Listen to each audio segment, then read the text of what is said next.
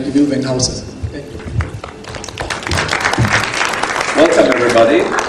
Well, welcome back. Everybody is some kind of exaggeration when I look at here. So many people still chatting, talking, having lunch, whatever. Well, okay, they're missing something. To make a small introduction, why IPv6? There are not that many IPv6 active networks out there. At least that's one thing. There are several which are not open, but in closed environments, corporations, university, government, Department of Defense.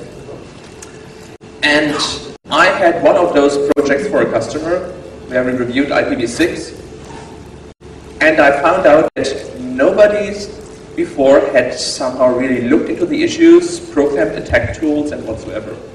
So it was basically the start for this, which finally resulted in this presentation and the attack tool that I wrote.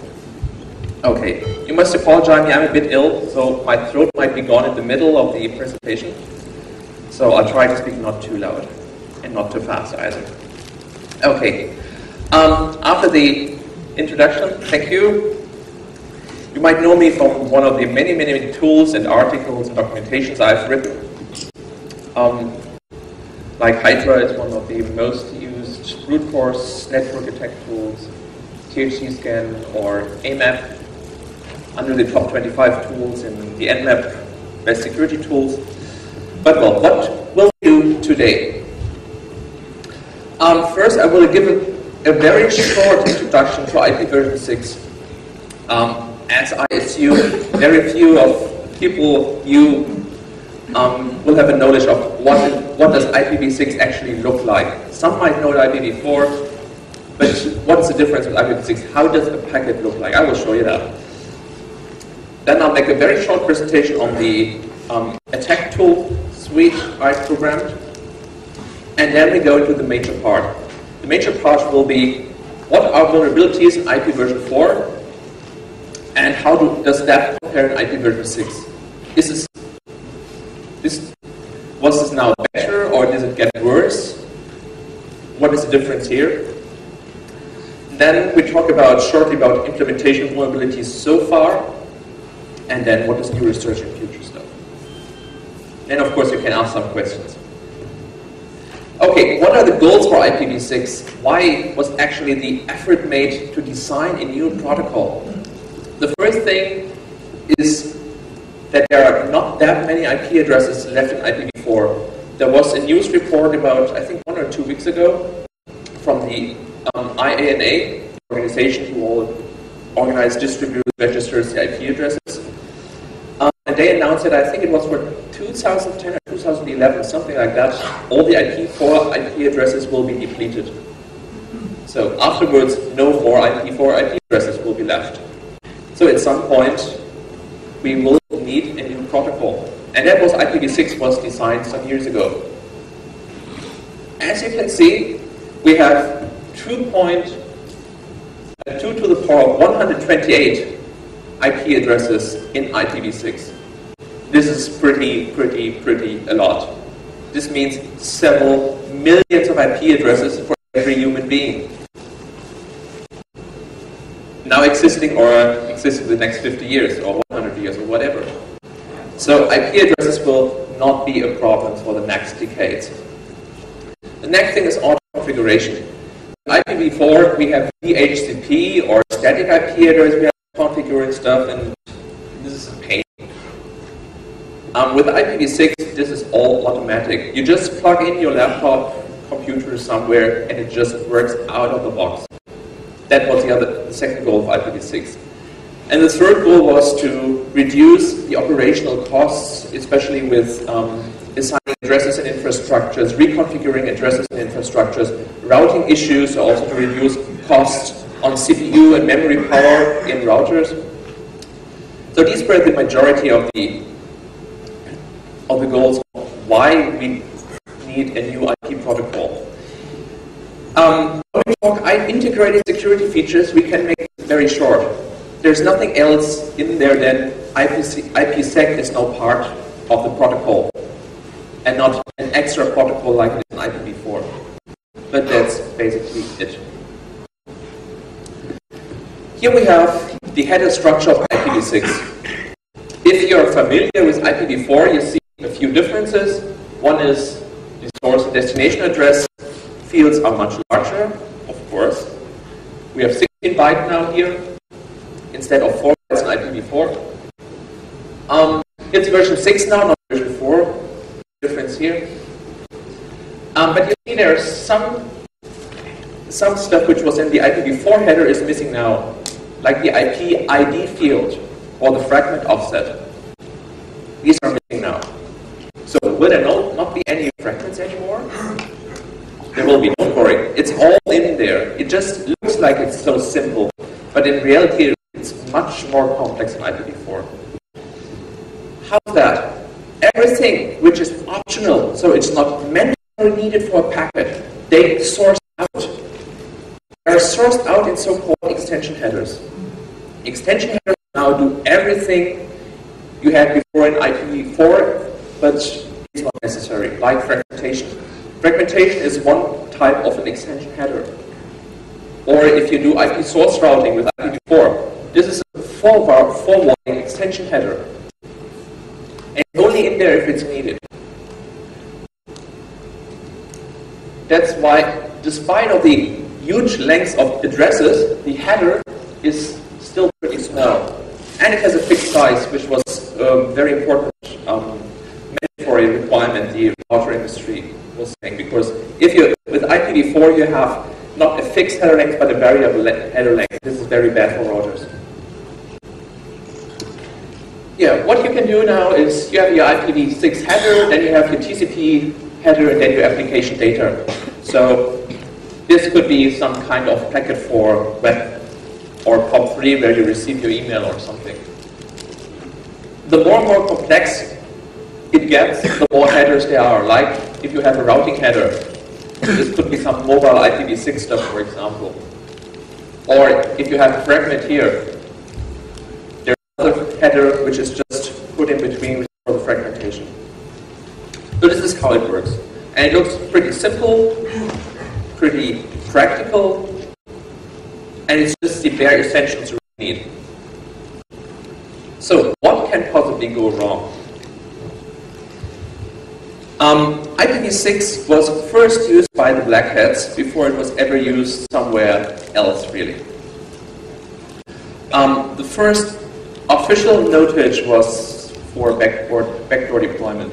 So some machine was hacked, IP6 to 4 translation was activated, and all the hacker communication was done over IPv6 encapsulated with IPv4. And all the IDS systems, TCP dump, and all the tools, the forensics used back at that time to analyze packet traffic were not working because it was not inside that protocol, that encapsulation. So this little trick some hackers used to make getting after them much harder. What's also very interesting is you can run backdoors by that. Lots of them listen only on IPv6 address. So when you do a normal port scan, for example, for a TCP port on IPv4, it doesn't show up. So lots of interesting things you can do here. So that's why it was first being used. And for intercommunication. So even today, IPv6 or on the networks like Access for All, a Dutch ISP, there are some very interesting news servers and FTP servers with all the wares and all the illegal porn you might dream of, you can still find there. So, RC server. So if you look for that stuff, I really recommend IPv6 is the protocol for you. So what were, until I was the tools to attack IPv6 so far? There were some port scanners like Halfscan and Nmap. There was a patch to Strobe and some others. Some port bouncers, service which just means connection flooding, and also the SYN floodder, and partially packaged creation tools like i66 and libnet, but libnet only implements very, so only parts of it in a very bad interface. I originally wanted to code my tools with libnet because I thought, oh, that's pretty easy because everything's there. But then noticed that lots of important functionality is missing. I tried to implement that in the. It was a pain in the ass, so I was way fast implementing my own IPv6 packet generation library. So, but no tools whatsoever to attack the specific IPv6 stuff. Yeah, of course this will change. One IPv6 is really everywhere, but this will still take 2, 3, 4, or 5 years. So I didn't want to wait, and I wrote my own. So the tool, it's a packet creation library, and it comes with lots of tools. And the tools are very, very, very small. The caveat here is it's for Linux 6 only, 32-bit, and it supports Ethernet at one mode. Well, Ethernet at one mode is basically that what you need, so no need for token ring whatsoever. But it's for Linux 2.6, little in 32 bits. It comes with lots of tools, which I will talk later on, what these tools are doing. So this is just, as you see, lots of stuff in here, lots to come. And to now go to the next topic, what is the difference between IP version 4 and IPv6? I'll make a short executive summary. So the rest of the persons who are not that technical can sleep for the next 20 minutes. And that is that IPv4 and IPv6 have, in regards of security, not that much difference. So there are some advantages. IPv6, which enhances security. You have a lot of increased complexity, which is bad for security. And in the end, it somehow evens itself out. So it's somehow the same security level you have with IPv6 than you have with IPv4. Also notice that the application layer is completely unaffected. So your web application, your RPC, DCOM, whatever application stuff is still the same. There's no difference. And that's why IPsec is now part of the IPv6 protocol, will not prevent any of the application attacks. Okay, you have encrypted, you authenticated the header. Okay, perfect. But the application might still be vulnerable or not. There is no difference. Okay, now we get to the details. Now we come to the part you are here. What is the difference between IPv4 and IPv6 in regards of security? First, we will look at the protocol changes, like what's in the header now, what was back there, what is the impact on security. Then we look at reconnaissance, the local LAN, attack types, smurfing, routing, and so on. Okay, let's start with that.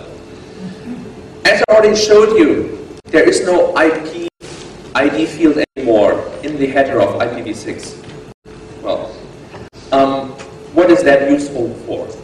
Some operating systems, like Linux, increase the IP ID field by 1 every 1 second. That's not a big security issue, but if you just make a ping or any type of connection to the target system, and in the reply packet you will see the IP ID field. There you can just calculate how long the system is being up, or rephrased, when it was last rebooted. For example, by that way it's easy to identify when was the last kernel patch being applied to that system. It's up for 280 days, so they can't have the important kernel patch for a security vulnerability, which is 100 days old, can't be active there. And there is no IP record route option anymore, which I hate very much. IP record route was a very, very cool feature, which you could use if trace route would not work. So if there were routers in between which filtered your ICP time to live exceeded messages, so you could not use trace route anymore, IP record route was still a very cool option to still have all the routes in between. On Linux is ping minus capital R and activates that.